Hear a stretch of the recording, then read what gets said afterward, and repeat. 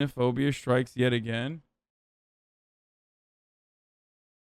Tourists dressed in replica red army costumes raise their right fists and pledge their allegiance to the Chinese Communist Party. This is red tourism in China, where people flock to historic sites to absorb a sanitized version of the party's history.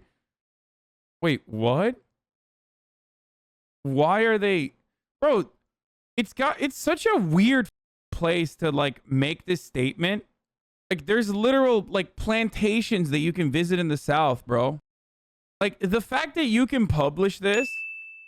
The fact that you can publish this without, like, thinking about how, you know, Washington, D.C., or how Pennsylvania, or how numerous parts of the American tourist attractions that revolve around, like, the sanitized version of American history operates, shows that, like, all you need to do is just say tankies and everyone will go along with it and just be like, wow, that's crazy. I can't believe they're doing that.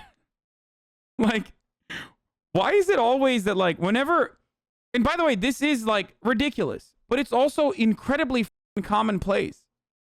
So I find it so remarkable that, like, we have this point of view and people literally just, like, they just go along with how strange this is, like, as though it's just happening in China or something. You know what I mean? Like, we have Civil War battle reenactments, shit like that. It's so wild. It's so weird. I don't understand. I actually don't understand why, like, the New York Times is, like, writing this article as though, like, this is a totally unique thing and so strange and so unacceptable. I really don't understand. Well, people saying we carved our leader's face on the fucking mountains. Hey, we didn't just carve it to any mountain. We carved it on Native American land that we stole from the Native Americans that we genocided. That's so wild. Like, yeah, I've been to Williamsburg. Yeah, colonial Williamsburg, right? Like, where they do, like, reenactments and shit. Yeah.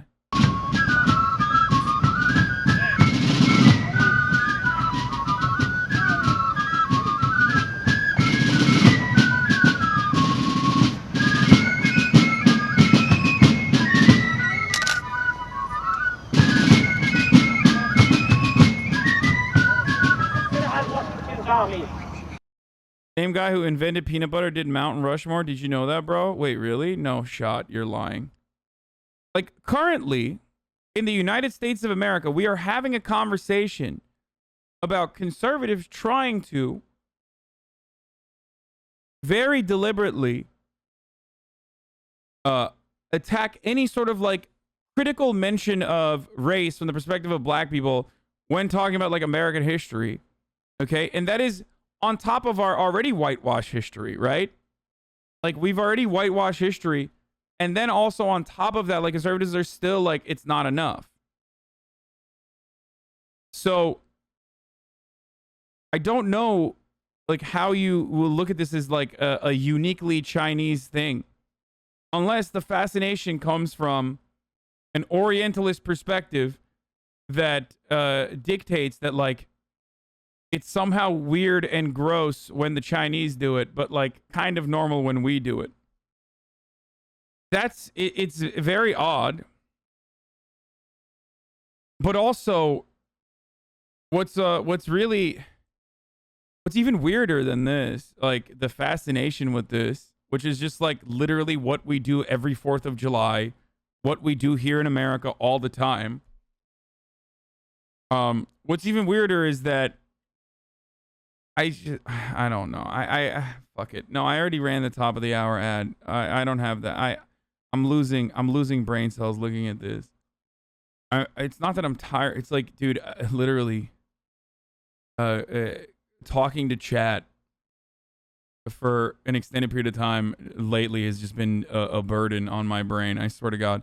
Most tours are carefully curated to show a sanitized version of the party's history on display. A museum in Shanghai, where the first party congress was held in 1921, and mouse homes in the mountains of Jinggangshan and Yan'an. Not on display any reminder of the bloody party purges of Yan'an, the millions of people who starved to death during the Great Leap Forward, or the persecutions and deaths unleashed by the Cultural Revolution. What the fuck? We literally do this exact same thing, dude. This is so weird. I don't understand it. Funny how Americans are so worried about other countries and their histories, but can't even handle our own. It's just like, it's very odd. It's a very odd thing to cover with such a serious tone. Like, I cannot believe a global superpower is engaging in this sort of whitewashing of their own history. Yeah, no shit they are. Of course they are. Like, what the fuck? Like, there is not a single country that doesn't do this, including ourselves. And when I'm critical of America doing this, I'm critical because I can be, because I'm an American. This is it's an op-ed or an actual editorial? No, this is not an editorial. This is an actual article written on the New York Times. This is like a legitimate New York Times piece talking about the whitewashing of Chinese history.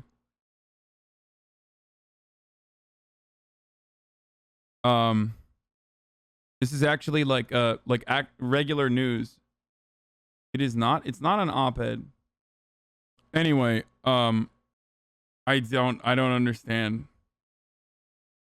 I like, yeah, I know. Of course they are doing this. This is like what every fucking country does. At a theme park in Yan'an, the New York Times article on the Peru fascist coup attempt was also shitty. I mean, it was also shitty on Bolivia too. You are right on many things, but your bias and denial towards China is worse than shit. I mean, okay. My denial and bias towards China, where I said that writing an entire article as though this is like a unique fascination exclusive to the Chinese nation is literally psychotic. I guess you've just never been to Washington, D.C., Pennsylvania, Colonial Williamsburg, actual like plantations that still exist. Many of our institutions that were built on slavery, or I don't know, walk outside in the United States of America that was built like on mostly native land that we stole after genociding the Native Americans that lived here. So